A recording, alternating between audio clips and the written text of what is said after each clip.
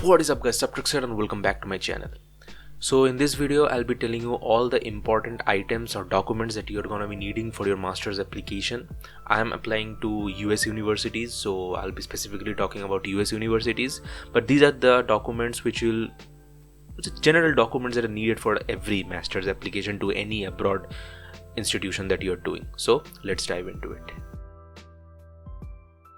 Okay, so first of all, I would like to mention two things that you're going to need, and these items are actually no-brainer. That is, first is a valid email address. Now, why do I mention it?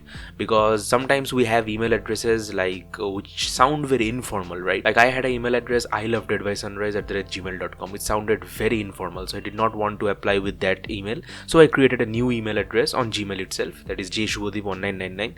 It sounds bit more professional, bit more formal, and I used that email address. So make sure the email that you use, it's sounds formal, it has your name or your date of birth, something like that, sounds formal, and you keep it valid for the next 2-3 years or till your whole application process gets over, visa and all those stuff.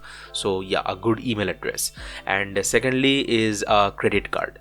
A credit card which is capable of international transactions, very much required, because as we know, starting from GRE, TOEFL, even if you want to buy the Magoosh course itself, you will need a credit card. For every application for sending TOEFL, GRE, IELTS code, you will need a credit card. So a credit card, international transactions open, is very important. So these two things, no-brainer items, but I thought I should mention it. Okay, now let's move on to the more important items. That is, the first is your transcripts, your official college transcripts. Now, speaking about myself, I completed my undergraduation from an engineering institution. So I just have one transcript from that institution. Now, if you have attended two institutions for your undergraduation or 3 institutions, I don't know, might be. So you need to provide a transcript for all the discrete institutions that you went to. So transcripts are very important, and you will get your transcripts from your institution itself. You just need to write a letter to maybe the principal or the registrar, so they will be providing you the transcripts for a cost. In my college it was 200 rupees for a transcript, so I ordered 5 of them, so it was total 1000 rupees. So yeah, transcripts very important. Now transcripts are basically accumulation of your marks. Like suppose you are in your 6th semester and you ordered your transcripts, so from 1st to 6th semester, whatever subjects you have attended, whatever marks you have got, whatever grades you have got in them, they will all be there in the transcript, and it will be on an official paper, official university paper with the university letterhead on top and stuff like that. So all your marks in a single piece of paper, that is basically your transcripts. Okay, second of all is your degree or your provisional degree. Now, if you're in your 6th sem or 7th sem and you're applying to US university, so of course you won't have your degree or a provisional degree. But if you have completed your semester, so for me, my undergraduation was of 8 semesters. So after 8 semesters, I started applying. So I got my degree. Now, if you don't have your actual degree, you can ask your institution for a provisional degree. They'll provide you with a provisional degree, and you can apply with that. They mention it you can upload your official degree. If you don't have your official degree, you can apply your provisional degree for the time being. If you are given an admit, you will need to upload your official degree later. So yeah, pretty convenient. Now third of all is your grade cards. Now grade cards, if you have given 6 semesters, so you will have 6 grade cards, 8 semesters, 8 grade cards for each semester. Now I haven't encountered an university that requires to upload your mark sheets or grade cards, but I think you should keep them handy. You don't know if an university will need them during application process, but generally universities don't need them during the application process. Transcripts serve the purpose. You will need to upload your grade cards after you have given an admit and stuff. So yeah, but grade cards, keep them handy, you might need them. So the fourth one is your statement of purpose, and actually your personal statement also. Let's include it in this. Your statement of purpose and your personal statement, or your personal history statement. Now statement of purpose is a very, very common item. You will need to write it for every university, and you will also notice some universities are also asking for your personal statement or your personal history statement. Now there's a keen difference between the two. Not a keen difference, actually a big difference between the two. So just study about them, and there are plenty of videos on YouTube to how to write your SOP and PHS or PS. So yeah, but these are two very important documents, and I suggest you give a lot of time into these, because I've seen many people, they ignore the importance of SOPs and personal statements, PHSs, because they think they are just just some another essay that you will just complete it in the last 2 days of application and upload it. No, don't do it. Give considerable amount of time into it. modify it, personalize it, and then upload it for each university. So yeah. Now next comes your CV or resume. Again, a no-brainer. You will of course need your CV or resume. Now I suggest you create it in a website like Novo Resume or overleaf.com, where they provide you with templates for CVs.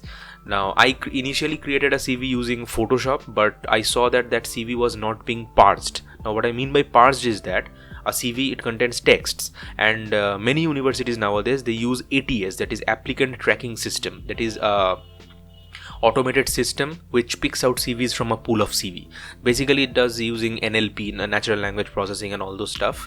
I'm not going into the details of that, but yeah, make your CV such as it can like the texts can be extracted from it. Like make your CV, make a PDF of the CV, and then use one of a text extractor on online to see if the texts can be extracted, like keywords can be extracted from the CV. That means your CV is parsable and your CV is good to go. So yeah, use a website like Novo Resume or overleaf.com and create your resume or CV, because very important document.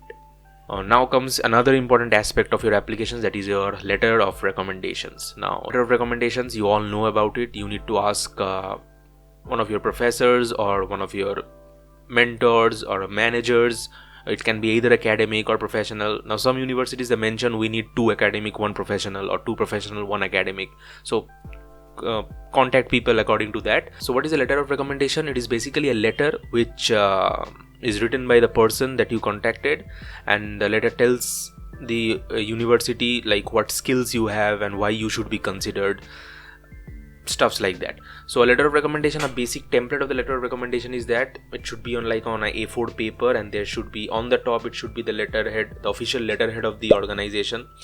Then comes the whole content of the letter, and then it should be followed by the credentials of the person who is writing the letter, the credentials, and also maybe a digital signature. I don't think it's mandatory, but I asked all my recommenders to use a digital signature, so I think it's it just looks good and more professional.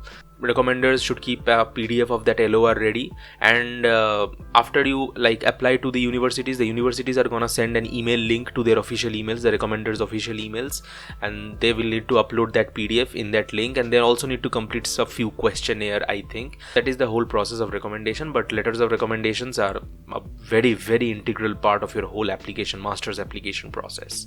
Okay, so the last one I'm going to talk about is your GRE and TOEFL or IELTS score, that is your official scores. Now GRE, you must have heard all this furor about, like so many universities are cancelling of GRE, waiving of GRE for fall 22, spring 23 and stuff. But I personally think having a GRE score is good. It gives you an edge. Now universities will be one of the 3 stance regarding GRE score. That is, first of all, they will straight up say that we do not need a GRE score. Do not send your GRE score. We give no importance to your GRE scores. So don't send in your GRE scores if you have one. Second, a university can say GRE scores are not needed, but if you have a GRE score, it is recommended to send. You can send in your scores. We will look at them, right? So in this kind of universities, I think you should send your GRE score if you have one.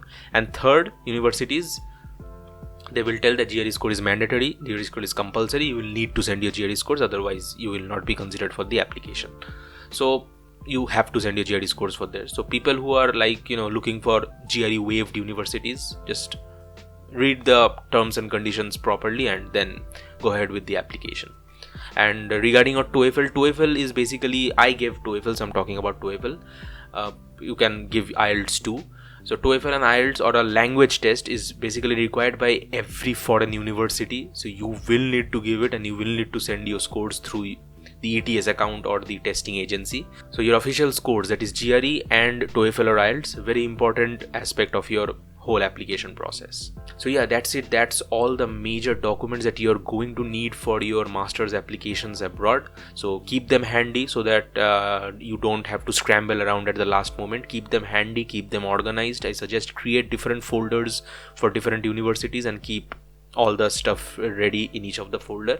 So whenever the application opens, you're just good to go. So yeah, with that being said, if you like this video, give it a big thumbs up, hit that subscribe like a snare, and I'll see you guys in the next one. Till then, peace out.